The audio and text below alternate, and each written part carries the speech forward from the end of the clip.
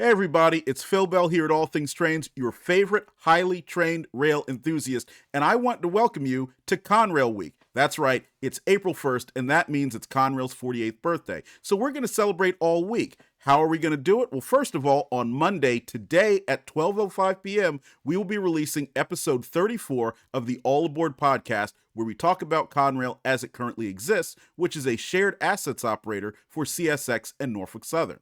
On Wednesday at 12:05, we'll have episode number 35, where we talk about Big Conrail, the iconic Northeastern Railroad that really revolutionized an industry. And then on Thursday, we'll do a book review of Rush Loving Jr.'s The Men Who Love Trains, which follows the career of Jim McClellan, who played a key role in the creation of both Conrail and Amtrak, and also tells the story of how Conrail was created and divided. Now, you won't want to miss any of those.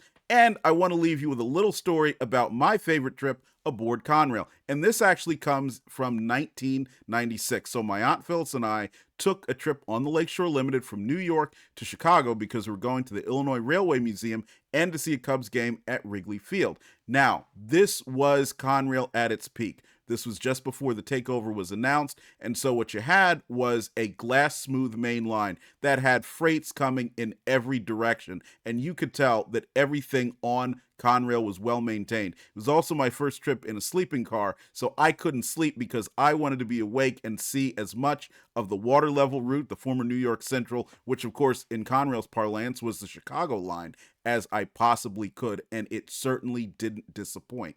And what I enjoyed the most was that even though the Lakeshore Limited was derided as the Late Shore Limited, Conrail had amazing dispatching and kept us as close to on time as possible. In fact, when we got delayed, that was because of either A, Amtrak's own trains getting in the way, or B, because this was during the period of the network growth strategy. When leaving Chicago Union Station on the return trip, we had to wait so they could attach some of the boxcars, reefers, and other express cars that were going along. As a result, we didn't get to Conrail's line until we were already late.